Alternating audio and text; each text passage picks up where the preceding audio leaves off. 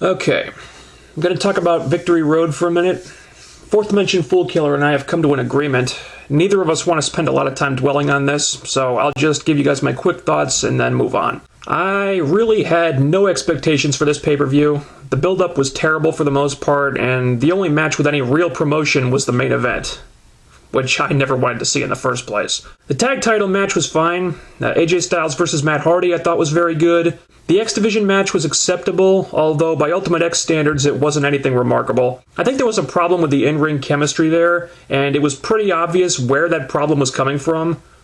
Robbie E. Please get this idiot out of the X Division. He did nothing in this match. Nothing. Kaz and Jen Mee, they gave effort. They were working hard, they were going high risk and taking the bumps people expect in an Ultimate X match. Robbie didn't do shit. Hell, for like half the match, he was just sitting on his ass outside the ring. And I hate it. I hate it when they bring ladders into the Ultimate X, because that's just a bullshit excuse to add a non-high flyer to a match he's got no business being in the first place. I felt bad for the other three guys because, as I predicted in my preview blog, Robbie did nothing but drag this match down. Nevertheless, it was still a good match, and the right man won. Robbie did not win the title, thank God. Bully Ray versus Tommy Dreamer. I really didn't care about this at all. I don't know what the hell the inflatable woman was doing in there, and whoever booked that crap must have been the one who booked the lightsaber fight at Hardcore Justice. Next, the Knockouts tag title match. I had a hard time getting into this one because the booking just seemed really stupid to me. I mean, Sarita is the best worker in that match by a country mile, and her and Rosita were just getting dominated. I don't know if they even got any offense at all until a screwy finish, and that finish was terrible. My God, could the timing have been any worse on that? But it is what it is. I don't think these people have any idea how to book the Knockouts anymore, but the title change definitely needed to happen, so that made me happy. Hernandez versus Matt Morgan. The First Blood gimmick was completely pointless and it made no sense. Why? Because Hernandez busted Morgan open one time? So what? There's people blading every week on this show, so what made this any different? This was actually better than anything I remember them doing the last time they feuded. They were having a pretty decent match until the overbooked bullshit finish. Apparently the fan that ran in is some guy they signed from OVW. I guess because the roster just isn't overcrowded enough just yet. Rob Van Dam versus Ken Anderson was alright. Not bad, but not as good as it should have been. I think I would have been cool with it if the finish had just been better. I mean, I see what th're doing here, but considering what was coming up next, I don't know why they didn't just have these guys go another 5 minutes like the crowd wanted them to and then just do the same finish. I mean, that would have made this a lot better. Now, up until this point, I thought the pay-per-view was okay. It wasn't great, but it was okay. Then the main event happened. Why didn't they switch the card around and make a different match the main event? I don't know. Why didn't they just book a new main event on the fly? I don't know. There are a lot of things I could say here. I'm not going to. I think we've all been over this. And frankly, I think that match spoke for itself. But if you want my detailed thoughts, I wrote a blog all about this called A Message to Dixie Carter. You can check that out right now, or you can read it at TNAasylum.com. I'll put the links right down there. I don't know if I have the energy to rant about this one, honestly. And supposedly Jeff Hardy was drunk, or stoned, or maybe both. And I wish I could say I'm surprised, but I'm really not. Not at all. The only thing I'm surprised about was that no one ever bothered to tell the TNA writers that taking a guy who has a history of being unreliable, who has a substance abuse problem, who's on trial for drug trafficking, and anointing him as their top heel probably wasn't the best idea in the world. Because when you do that, shit like this is what tends to happen. Apparently TNA didn't learn their lesson from Scott Hall the first time, or from Scott Hall the second time, or from Jeff Hardy the first time. But you know what? In a weird way, I'm actually kind of glad this happened. Because maybe this will finally be the wake-up call that Dixie Carter needs to get her act together. Because when you've got unprofessional horse crap like this happening on your show, that's a sign that something about your company is not working the way it's supposed to. And Victory Road going off the air with the crowd chanting bullshit and the world champion agreeing with them, if this is what it takes to get her to realize that, then so be it. So, fuck Victory Road. Let's just move on to Impact already.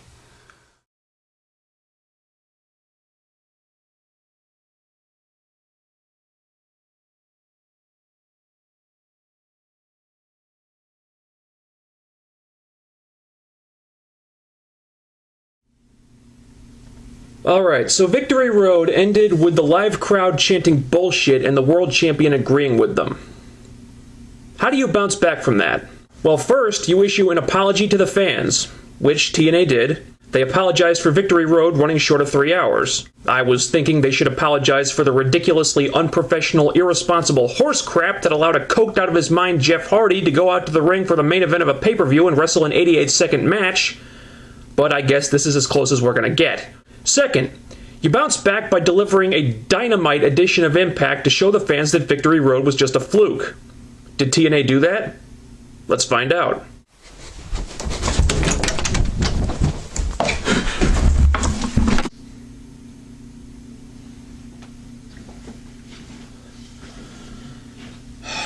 Oh man, I'm sorry.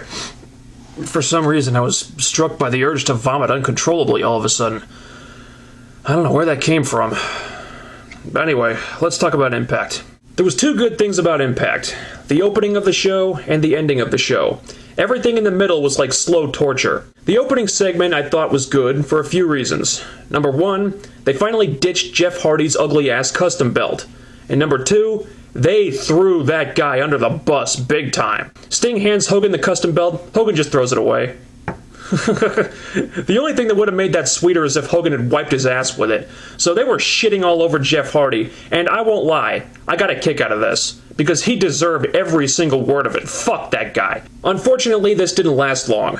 Pretty quickly they switched gears and Hogan started doing what Hogan does best, putting himself over at the expense of everyone else. So then Bully Ray comes out and he starts kissing Hogan's ass because God knows Hogan can't function unless he has 50 different people kissing his ass at any given time. And this is where you could see the changes really start. The Jeff Hardy debacle obviously caused them to radically change their plans, whatever they were, and apparently those changes involved elevating Bully Ray of all people. And yes, I really have no desire to see him anymore. I think he just needs to stay backstage along with Devon and Tommy Dreamer.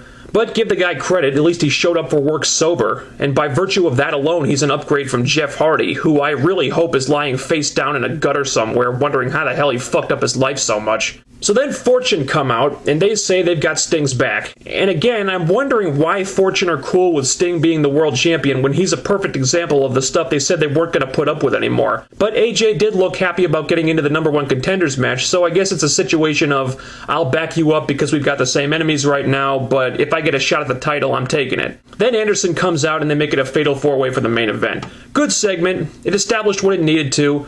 Unfortunately, it set a bad precedent for the rest of the night. That precedent being totally no action. They did this segment with the Pope where he's performing miracles on people.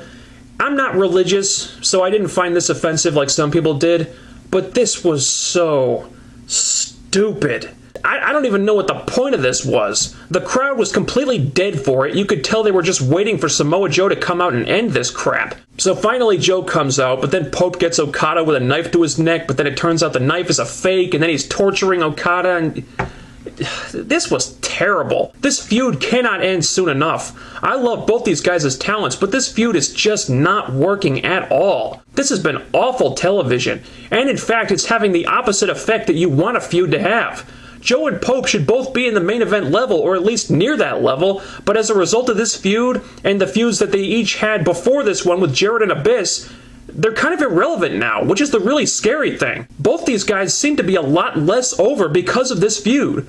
Well, Joe's still getting pops, I guess, but the Pope used to be over as hell, and now people just aren't reacting to him that much at all, and that's a big problem. At around 45 minutes into the show, they had their first wrestling match. Madison Rayne versus the woman who should have gotten the push Madison has been getting for the last year, Alyssa Flash. The match is 17 seconds long. Madison jumps Alyssa on the ramp, she hits her weak-ass finisher, and then Alyssa just vanishes. Wow, thanks for coming, Alyssa. You know, I saw the purpose of this angle at first, but now they're just spitting in our fucking faces. I wouldn't expect them to put Alyssa over Madison because Alyssa's not under contract, but if you're going to go to the trouble of bringing in one of the best female competitors in the entire business for one night, wouldn't you want to do a little more with her than this? This did nothing for Madison Rayne. If she had a great competitive match with a badass like Alyssa who's got legit skills and won clean, that might have done something. But this was so short and Alyssa was buried so easily, it just felt like nothing more than a big fuck you to the internet fans. But there was a silver lining here. Mickie James came out and she got another title shot by putting her hair on the line at Lockdown. Mickie is the biggest female star this company has. Even TNA wouldn't be stupid enough to make Mickie James shave her head, I'm pretty sure. That means that at Lockdown, Mickie is finally going to win the title, and hopefully, 1 year after it started, this torturous push of Madison Rayne will finally come to an end. Although that does beg the question of who the hell Mickie is going to feud with afterward. I mean, she's gone through Tara, Madison. Sarita's really the only other option, but Sarita's in a tag team feud right now, and Angelina's involved in that too, so she's out. So, what do they do with Mickie when she wins the title? I don't fucking know. They've got a problem there. And probably their best option would be to bring in a new girl for her to feud with. Hey, you know who would be really good for that? Jennifer Blake.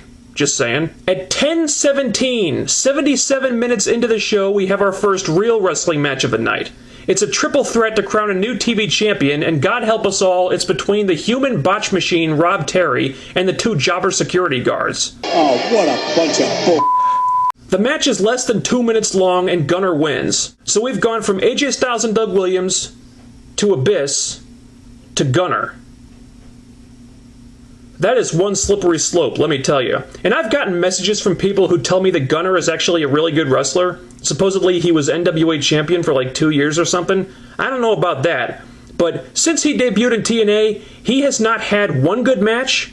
He has not cut one good promo. He has not gotten over whatsoever.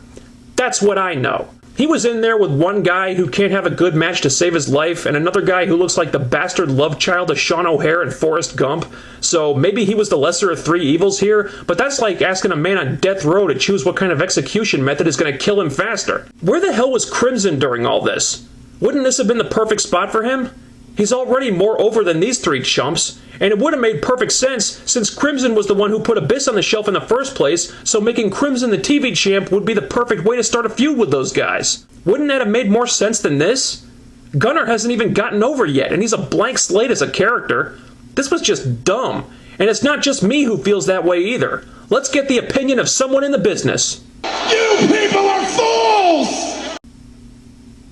Then they had a 6-person tag team intergender street fight, and the only reason why that didn't trigger any gimmicks on our end for a change is because the street fight stipulation was never even utilized in the match, and what's more, the damn thing only lasted for 80 seconds! What kind of street fight, much less a 6-person tag team street fight, can you have in 80 seconds?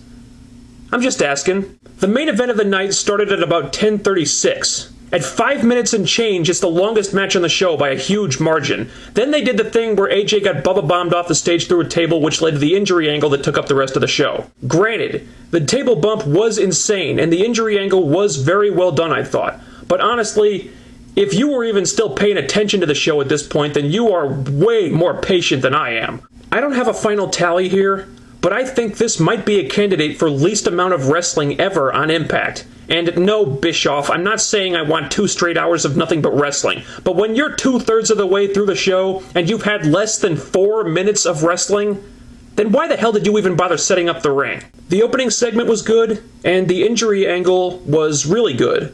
Everything else was just bad.